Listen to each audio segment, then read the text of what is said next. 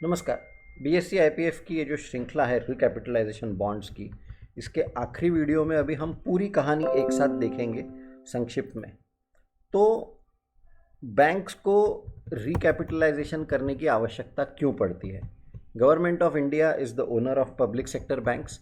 जब भी बैंक्स को 1 रुपया खुद का होता है, ये बैंकिंग बिजनेस ऐसे ही होता है कि जब बैंक का खुद का 1 रुपया होता है तो वो 10 रुपये की एफडी ले सकते हैं। ये लेवरेज होता है। पूरे बैंक्स का एक इम्पॉर्टेंट वर्ड होता है लेवरेज। ये विश्व भर में ऐसे ही चलता है।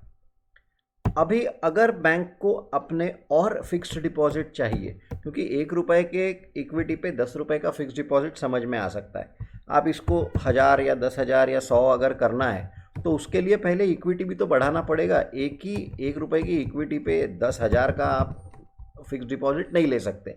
ये आरबीआई के यानी बेसल के नॉर्म्स भी है, सब भी, और कॉमन सेंस भी है। खुद का पैसा नहीं है और सिर्फ एफडी लिए जा रहे हैं, तो इसलिए बैंक्स को रिकैपिटलाइज करने की वैसी भी आवश्यकता पड़ती है। एनपीए एक कारण हो सकता है, पर एक कारण ये भी हो सकता है कि बैंक को बढ़ना है इसके लिए। अब कैसे कैपिटलाइज हो गया, अब इक्विटी कैपिटल कैसे बढ़ेगी? तो ये जो 10 रुपये फिक्स डिपॉजिट के है, बैंक एक बॉन्ड में इशू करती है, जो bond government of India issue करता है, जिसका नाम है रिकैपिटलाइजेशन बॉन्ड।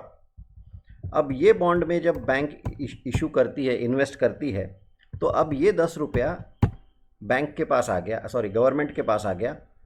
और ये 10 रुपया क्योंकि गवर्नमेंट के पास है और क्योंकि गवर्नमेंट ही बैंक की ओनर है, इसलिए ये 10 रुपया वापस गवर्नमेंट इक्विटी करके बैंक में डाल देती है, उसी बैंक में।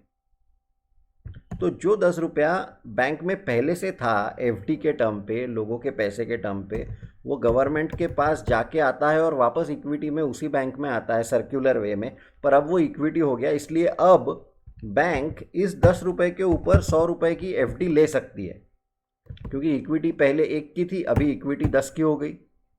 तो ये जो सर्कुलर पार्ट है, उसमें ये जो बॉन्ड का रोल जो होता है वो इंपॉर्टेंट होता है। उसको नाम दिया गया गवर्नमेंट कैपिटलाइजेशन बॉन्ड। ये जो रिकैपिटलाइजेशन बॉन्ड है, इसके ऊपर ऑब्वियसली इंटरेस्ट पे करना, बॉन्ड है तो इंटरेस्ट पे करना पड़ेगा। अब यहाँ पे दूसरा पार्ट आ गया। ये हो गया एक पार्ट की स्ट्रक्चर कैसा होता है। एफडी का पैसा गवर्नमेंट बॉन्ड में, गवर्नमेंट का बॉन्ड का पैसा इक्विटी में, और वो वहीं पैसा बैंक का बैंक में ही रहता है, लेकिन हेड चेंज हो जाता है। ये एक पार्ट हो गया। अभी दूसरा पार्ट समझना है। ये इंटरेस्ट के ऊपर दूसरा पार्ट है। गवर्नमेंट ने इशू किया जीरो कूपन बॉन्ड, ठीक है, कोई आपत्ति नहीं है। Zero coupon bond usually discount पे इशू होता है, यानी कि अगर उसकी फेस वैल्यू 100 रुपये की है तो वो इशू 90 पे, 80 पे, ऐसे कुछ। तो यानी अगर 15 साल का बॉन्ड है तो 40 रुपये पे, 50 रुपये पे इशू होगा, बीच में कोई कूपन नहीं दिया जाएगा, और एंड में उसका पूरा 100 रुपया मिलेगा रिडेम्पशन पे। तो ये कॉमन होता है जीरो कूपन बॉन्ड का, ये ऐसा होना चाहिए। तो बीच में इंटरेस्ट नहीं मिलता है, लेकिन ये जो डिफरेंस होता है, जैसे 90 पे इशू किया, 100 पे मिला, तो ये जो डिफरेंस होता है 10 रुपये का, वो इंटरेस्ट माना जाता है, जो कि नॉर्मल जीरो कूपन बॉन्ड की वैसी पद्धति होती है। अगर ये 15 साल का बॉन्ड है तो 100 रुपया फेस वैल्यू, तो 50 पे इशू होगा, तो इसको जीरो यानी ज़्यादा डिस्काउंट पे, तो इसको डीप डिस्काउंट बॉन्ड बोलते हैं। यहाँ तक भी सही है। गवर्नमेंट ने इस बार क्या किया, गवर्नमेंट ने एक जीरो कूपन रिकैपिटलाइजेशन बॉन्ड जो पंजाब एंड सिंध बैंक को दिया, वो 5,500 करोड़ 5,500 करोड़ के ज़ीरो कूपन बॉन्ड इशू किए। अब ज़ीरो कूपन बॉन्ड इशू किए तो उन्होंने वो डिस्काउंट पे इशू करने चाहिए थे, डिस्काउंट पे, ताकि 15 साल बाद उसका वो पूरा यानी कि, नहीं तो पंजाब एंड सिंध बैंक क्यों इन्वेस्ट करेगी इसमें, अगर इंटरेस्ट ही नहीं मिलने वाला है तो।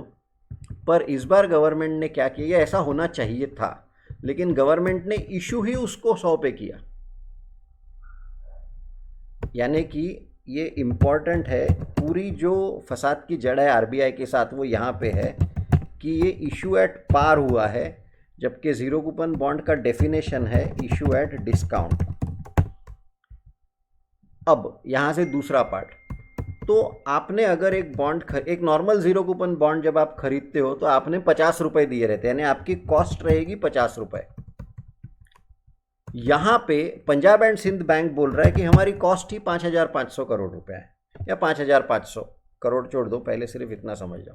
इसलिए आरबीआई का बोलना है कि आपकी कॉस्ट रहनी, आपने भले ही ठीक है गवर्नमेंट ने जो भी भाव पे दिया, आपने जो भी किया, ये सब बात आपका और गवर्नमेंट का है, लेकिन अकाउंटिंग करना है अगर आपको या हमको, अगर आपका, क्योंकि बैंक्स का जो ग्लोबल एक रूल्स एंड रेगुलेशंस है जिसको फॉलो करना पड़ता है, क्योंकि बैंकिंग का बिजनेस यानी लोगों के भरोसे का बिजनेस होता है, और आरबीआई रेगुलेटर है, और आरबीआई बहुत इंडिपेंडेंट रेगुलेटर है। तो आरबीआई बोल रहा है ये सब आपने और गवर्नमेंट ने किया, सब सब सब सब ठीक है। आरबीआई का बोलना है कि आपकी कॉस्ट 5,500 नहीं है, आपकी कॉस्ट 2,750 है, और इसलिए इक्विटी अगर आपको बढ़ानी है तो आप 2,750 करोड़ से इक्विटी बढ़ाओ। पंजाब एंड सिंध बैंक बोल रहा है कि नहीं, हमने तो 5,500 दिए हम, क्योंकि देखो पंजाब एंड सिंध बैंक को इंटरेस्ट कुछ भी नहीं मिलने वाला इसमें। 100 रुपये दिए, आप अगर मुझे 100 रुपये देंगे और मैं आपको बोलता हूँ 15 साल बाद आओ और 100 रुपये लेके जाओ, तो आपने क्या किया 15 साल में, क्या कमाया, कुछ भी नहीं। हाँ, अगर आपने मुझे 50 रुपये दिए और मैं आपको बोलता हूँ कि 15 साल बाद 100 रुपये लेके जाओ, तो आपको इंटरेस्ट मिला उसमें, ठीक है, रेगुलर नहीं मिला, अंत में मिला। पर यहाँ पे तो पंजाब एंड सिंध बैंक को कुछ भी नहीं मिला। 100 रुपये गवर्नमेंट को बॉन्ड में इन्वेस्ट किए, वही 100 रुपये गवर्नमेंट ने इक्विटी के तौर पे यहाँ पे दे दिए, तो बॉन्ड में जो इन्वेस्ट किया उस पर रिटर्न कुछ भी नहीं है। और आरबीआई बोलता है ये नहीं हो सकता, आपने ज़ीरो कूपन बॉन्ड जो इशू किए हैं उसका मार्केट वैल्यू आज की तारीख में जो है, आपको वो मार्केट वैल्यू पे या कॉस्ट जो भी रहेगा उस पर आपको अकाउंट दिखाना पड़ेगा, और इसलिए आपका इक्विटी कैपिटल 2,750 से बढ़ेगा, ना कि 5,500 से। तो अभी देखो आगे क्या, ये अभी इशू खुलना है, पर इसमें ये जो पर्टिकुलर है इसमें आपको 2-3 चीज़ें समझ में आती है। एक, रिकैपिटलाइजेशन बॉन्ड किस तरह से काम करते हैं वो समझना, ये पूरी श्रृंखला का उद्देश्य ये था कि रिकैपिटलाइजेशन बॉन्ड थोड़ा सा समझ में आए क्या है क्या नहीं। तो ये ज़ीरो कूपन बॉन्ड का एक कंसेप्ट समझ में आया आपको, और अभी आरबीआई की इस पर क्या आपत्ति है। तो यहाँ पे 3 प्लेयर्स है, गवर्नमेंट जो कि ओनर है बैंक्स का, bank Punjab and Sindh bank एक इसमें जो कि खुद एक बैंक है जिसके पूरे इर्द गिर्द ये बात चल रही है, और आरबीआई जो कि गवर्नमेंट का ही है पर इंडिपेंडेंट रेगुलेटर है बैंक्स का। तो ये वो इशू है कि ज़ीरो कूपन बॉन्ड, कुछ लोग बोल रहे हैं कि आपने इसको फाइनेंशियल इनोवेशन है, लेकिन कुछ लोग बोल रहे हैं कि ये इल्यूजन है। आरबीआई का बोलना है कि आप इसको 5,500 की चीज़ बता ही नहीं सकते, यानी कि आप सीधा डबल इक्विटी बना रहे हो जबकि उसका पैसा ही नहीं है। तो ये पूरा संक्षिप्त में पीएसयू बैंक ये recapitalisation bond of RSB Punjab and Sindh bank का ज़ीरो कूपन बॉन्ड का इशू है। तो 6 वीडियोस की श्रृंखला है, हिंदी में ये बनी है, ऐसी इंग्लिश और मराठी में भी बनेगी। तो आप ये वीडियोस देख रहे हैं, इसके लिए बहुत बहुत धन्यवाद। बीएससी आईपीएफ और सेबी को कमेंट्स में अवश्य धन्यवाद बोलिए। और ये सारे वीडियोस का उद्देश्य ये है कि आप पढ़कर समझकर अच्छे निवेशक बने, चाहे ये सीरीज़ हो, चाहे पिछले साल एक बनाई थी year 2020 year of a crisis lessons of a life time, वो भी समझिए, क्योंकि उसका पूरा उद्देश्य ये है कि 2020 में जो उथल पुथल हुई उसमें से छोटे निवेशकों ने क्या सीखना चाहिए, क्या गलतियां नहीं करनी चाहिए, और कैसे हम अच्छे निवेशक बन सकते हैं। तो आप वीडियोस देख रहे हैं, इसके लिए बहुत बहुत धन्यवाद। नमस्कार।